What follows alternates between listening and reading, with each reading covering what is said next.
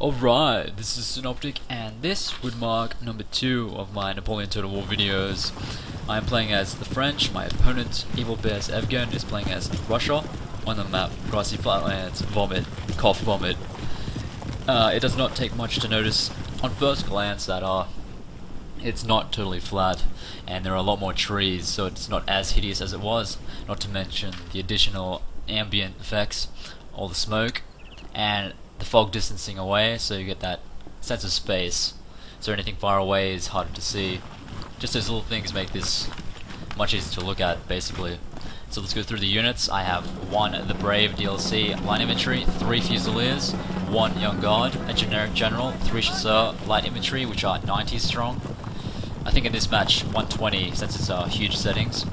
1 elite cav, 1 gun cav, and 1 lancer, along with a horse artillery. My opponent has 1 gun cav as well, 1 elite cav, and 1 standard heavy, which is a dragoon, a 12 pounder, a Moscow musketeer, a foot guard, 2 grenadiers, I think they're DLC ones as well, and 4 light infantry, 1 of them a DLC, also 90 or 120 strong.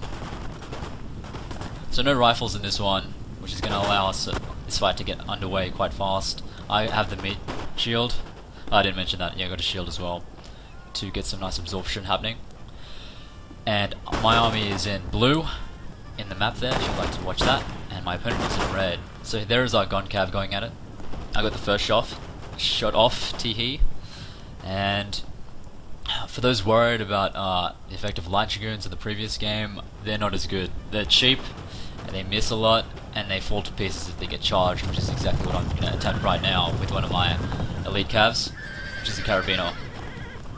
Now I notice a lot of shaky cam when you zoom in on the charges, so they're just as slow as they look because they're so fat they shake the damn screen. I wouldn't expect them to shake the screen that much, but they do. So there's going to be a small cav fight. As of yet, I'm not too afraid of cav charges. In ETW, I practically avoided them because of the kill rate was so slow. So basically we're both shooting at each other's cav. So I tried to do it, and Evgen did it at the very same time. So what we're going to find is a lot of reactions, very quick ones. And that would be a flanking round shot hit on my general, killing the general as well. I just thought it was so awkward. Just as I was decided to move it, it just died. Idiots! Idiots! And if you played this game before, you would know that this is a major effect on the game. It's very hard to win or get anything done with a dead general. You can't have sustained fire on any unit, otherwise they'll run away. So I'm accumulated maybe 2 volleys from that Moscow musketeer, and the unit that was copying it is going to rout. And this would be elite cav taking on another cav, and mine will run away. Now one would assume it's the general, but then again I'm playing as the French, so a lot of men are going to run away. So I just got my horse artillery in the fight, and I'm trying out canister shot, which by the way is totally useless at full range unless you're going against cavalry. It does start to rack up the kills at half range, however, so if you want to use that for offensive purposes, you're going to have to go right by the belt buckle. And if you're going to do that, you might as well try grenadiers or something. So I don't really like the horse artillery, or foot artillery in general. However, I still take 1 in standard matches to take on buildings. You'll find that howitzers don't do much damage against them, and you can also use horse artillery, which are more accurate than standard foot art, to kill generals, just as my opponent did to me, which is very nice. So you saw some units routing. They just came back because they realized they only lost a couple of men. But this is an effect that's going to carry on throughout the entire game. Any unit under fire is going to cover it pretty hard in terms of morale. My opponent sees a gap in my line and starts taking pot shots at my artillery. I move my line up in retaliation, and I don't really have to move them much further. The gap in range isn't that big between light and standard line infantry. While I was doing that, I sent up my lancer. This is another reason why I'm posting this video, is to talk about lancers.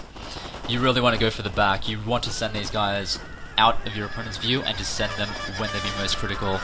So that is a guard unit, and within a couple of seconds it's going to rout. So it's going to form a square, and I'm doing the very standard charge your line infantry while it's disrupted. So that way I get the first shot off, and I've already killed a lot of men from the charge. When my cav got away, Evgen's gonna start running away to reallocate and rejoin the rest of the army. I noticed this, and I'm gonna charge again with my Lancer. Now what's odd is the morale. Just look at the bars. Like, I can't really do anything because the gen died. It's just this constant effect. So the only real thing to up it is for just to get a lot of kills for the unit and keep getting experience points. Now, it does help if you have a lot of experienced units on the field, ones with Inspire. I don't have that many. In fact, we're going to see later on what happens to an elite unit taking on a canister shot up close. It's quite scary. So while I did that, I wanted to hurry up that assault because if you were watching the map, you would find the right side of my opponent was readying up for a very, very heavy assault. I am outnumbered and outgunned on the left, although the engagement hasn't started yet. Mainly because I've already started a fight here, so I've taken the initiative, and I'm still accumulating some losses here. So that's a Dragoon against a Lancer. I still got way more kills because you can even go straight head on with a Lancer. That charge effect will just annihilate any heavy cav. The point is though, you got to get out of there afterwards. You can't just assume they'll keep racking up that many kills after they've halted, because they won't. Even a Dragoon will win, even if it's depleted down to 30. So we got our cav out of there because we both again tried to do the line infantry fire. But now again, I'm going to start my assault. So I noticed that Dragoons were temporarily left idle, so I went for the head-on again. And this time will be an immediate rout. So I'm going to break through the line, although Evgen is very, very quick to reallocate, and he's going to start firing at me with the light infantry. But also Lancers are very quick as well. So I'm able to cut through the line. You can see an experience point coming up for that Lancer because it's accumulated so many losses. And now I'm able to... That's the same foot guard as before. It came back from routing, and now it's going to rout again. Now that side I'm winning. At the same time, I had to move my light infantry. I'm going to start flanking because I have to start taking advantage of the fact that the right side has not moved.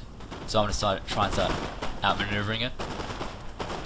And as long as I keep moving, then my opponent will have to react to me, and that is the way I prefer it. Now this charger probably should have changed the angle. You can see from here that not many are going to complete their charge. They go straight past. And I'm actually going to lose that Lancer now. If I had hit from the left maybe, I would have killed the general straight away. And that would have been perfect. But to coincide with that charge, I'm also hitting with 3 line infantry against 1. So I'm busting through the right, and I have to keep getting my units back. I had this line infantry just took about 2 volleys and then just routed. It's very annoying, I must say. So if you want to be safe, just keep the general well away from the fight. Although I find on a flat map like this, you're going to be very vulnerable to artillery shots, and if you decide to move it 1 second, they might all die, just like what happened to me. I didn't plan on that to happen. I really didn't like this at the time, and it really does call for different gameplay. You can see I'm not really going head in or headstrong into the fight. I'm waiting for an advantage and then going to take advantage of everything that's given to me, and I have to make sure I give nothing to my opponent either. That was an attempted grenadier throw, obviously. I don't personally like the grenadiers because they still have the same throwing mechanic of Empire Total War. If you don't line them up 100% complete, you'll get some miss throws. So this is an example of that. The angle's not complete, so some are going to miss anyway, even though I'm just going to run it out and out and out. You actually saw the right one of my line infantry angle up to take better shots on the grenadier, and you can see me just taking shots off straight away as I edge myself backwards. So now I'm still working up the flank, and my opponent is actually doing the right thing. When you get flanked, it's just get out of there, simple as that. Unflank yourself and resume firing, and that's generally the case with long range superiority, which my opponent had. So basically, that's the definition of kiting. When your opponent tries to get to you, run away. It's an advantage that is quite clear, and to take advantage of that, I'll display that in another video, where you just have to basically rush them and just deny them their long range advantage.